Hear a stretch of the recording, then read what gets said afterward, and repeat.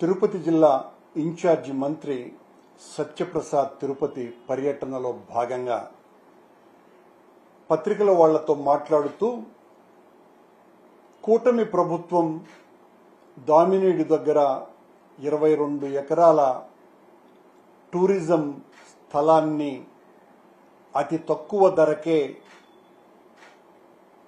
బెంగళూరుకు సంబంధించిన దివ్యశ్రీ హోల్డింగ్స్ అన్నటువంటి కంపెనీకి, అలాగే సైబర్ సిటీ బిల్డర్స్ అన్నటువంటి హైదరాబాద్ కంపెనీకి కలిపి సంయుక్తంగా దాదాపు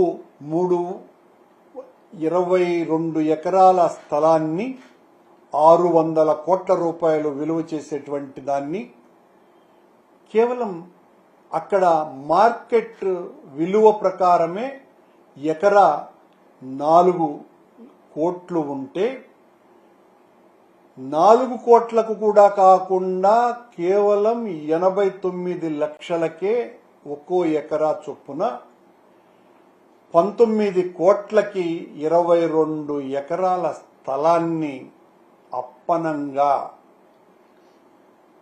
ప్రభుత్వంలో ఉన్నటువంటి పెద్దలు లోకేష్ బాబు పెద్ద ఎత్తున డబ్బులు తీసుకుని దాదాపు 200 కోట్ల రూపాయలు తీసుకొని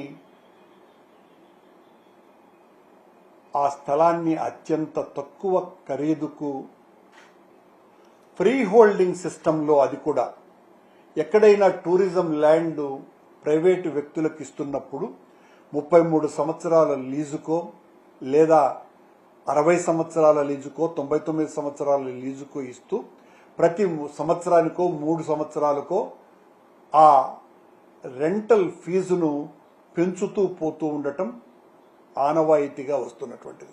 మొట్టమొదటిసారిగా చంద్రబాబు గారు ఫ్రీ హోల్డింగ్ సిస్టంలో ప్రభుత్వ భూమిని అప్పనంగా వాళ్లకు అమ్మేయటమే కాకుండా చాలా ఇన్సెంటివ్స్, అవి కూడా ఎలాంటి ఇన్సెంటివ్స్, వీళ్లు ప్రారంభించి కట్టి ఇదంతా కూడా ప్రారంభించేంత వరకు ఎలక్ట్రిసిటీ ఛార్జెస్ అతి తక్కువ ధరకు, నీళ్లు ఫ్రీగా, అలాగే రిజిస్ట్రేషన్ ఛార్జెస్ అంటూ ₹1 కూడా లేకుండా ఇన్ని రకాలైనటువంటి రాయితీలు ఇచ్చి అక్కడ వాళ్ళు పెడుతున్నటువంటి సంస్థలు ఏవి అంటే ఒక 5 స్టార్ హోటలు, 5 స్టార్ రిసార్ట్స్, ఒక పెద్ద స్పా,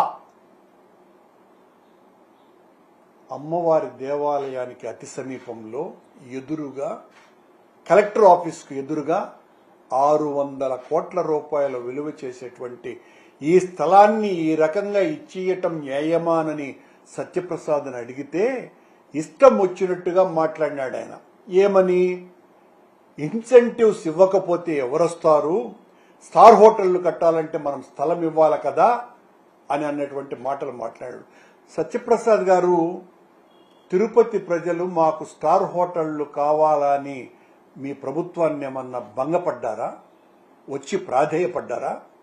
తిరుపతిలో దాదాపు 5500 హోమ్ స్టేలు దిక్కులేక రోజు జరక్క ఆ 5500 మంది యజమానులు అల్లాడిపోతున్నారు.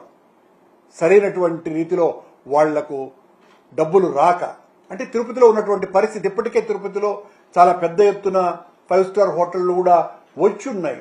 అదనంగా మీరు 600 కోట్ల రూపాయల విలువైన స్థలాన్ని 200 కేవలం 20 కోట్ల రూపాయలకి ఇవ్వటం ఏంటి అంటే, నిన్న దూకుడుగా మాట్లాడినటువంటి ఈ సత్యప్రసాద్ కూడా ఆ కంపెనీల దగ్గర 50 కోట్లు వసూలు చేసినాడు అనేటువంటి ఆరోపణలు మొన్న ఆయన పత్రికా సమావేశం ఏర్పాటు చేసిన తర్వాత పత్రికల వాళ్లతో సహా అందరూ కూడా లోకమంతా కూడా గొణుక్కుంటున్నారు.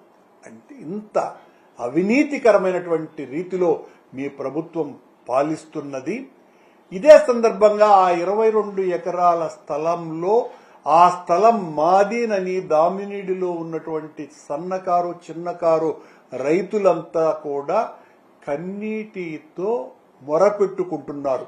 ఇది మా స్థలం, కొన్ని వందల సంవత్సరాలుగా మేము దున్నుకుంటున్నటువంటి స్థలం, ఈ స్థలాన్ని ఈ రోజున ప్రభుత్వం మాది అని చెప్పి ఈ రకంగా అమ్మేసింది సారు అని వాళ్ళు ఏడుస్తూ ఉంటే మీరు అక్కడ స్పా ఏదో సముద్ర తీర ప్రాంతాలలో ఉండాల్సినటువంటి మెసాజ్ సెంటర్ని అమ్మవారి గుడికి ఎదురుగా దామినీడి రైతుల రక్తంతో ఆ స్పాలేకి వచ్చి మసాజ్ చేసుకునేటువంటి వాళ్ళ శరీరాల మీద తైలానికి బదులు వీళ్ళ రక్తము కన్నీరు కలిపి పూసి రుద్దుతావా సత్యప్రసాద్? ఆ రైతుల కన్నీళ్లు ఆ రక్తంతో ఆ మసాజ్ సెంటర్ను నడుపుతావా? ఎంత దారుణమైనటువంటి విషయం ఇది.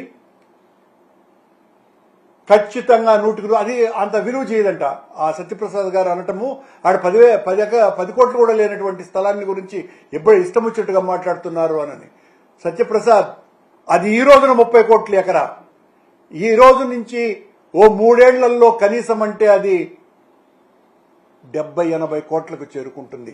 అంత ప్రాధాన్యత కలిగినటువంటి సెంటర్లో ఉన్నటువంటి స్థలాన్ని మీరు ఈ రోజున మీ ఇష్టం వచ్చినట్టుగా అప్పళాల ధరకి కేటాయించటాన్ని వైఎస్ఆర్ కాంగ్రెస్ పార్టీ తీవ్రంగా ఖండిస్తున్నది. ఈ ప్రభుత్వం చేసినటువంటి ఈ 22 ఎకరాల దందాలో ఈ సత్యప్రసాద్ అనే అతనికి కూడా భాగం ఉంది అన్నటువంటి విషయం సుస్పష్టంగా తేలిపోయింది. చంద్రగిరిలో ఏ ప్రాంతంలో చూసినామో నేను ఆ ద్వారకనాథ్ రెడ్డి అనేటువంటి ఆయన పెద్ద ఆయన రిటైర్డ్ ఆర్టీఓ ఆయన స్థలాన్ని కబళించేసి 3 ఎకరాలు అది ఆయనకు సంబంధించినటువంటి ల్యాండే కాదని 22A పెట్టి ఆ తర్వాత ఆయన పేరు కూడా లేకుండా చేసి దండుకున్నటువంటి వ్యక్తులు మీరు సత్యప్రసాద్. ఇన్ని దారుణాలు ఒడికడుతూ మమ్మల్నేదో మేము పొలాలను ఆక్రమించినామని ఇనాం ల్యాండ్ను ఆక్రమించినామని చట్ట ప్రకారం ఎదుర్కొంటాం, భయపడే ప్రసక్తే లేదు. మీరు చేసేటువంటి అరాచకాలను అడ్డుకోకుండా పోరాటం ఆపటము అంటూ జరగదు అని ఈ సందర్భంగా తెలియజేస్తున్నాం.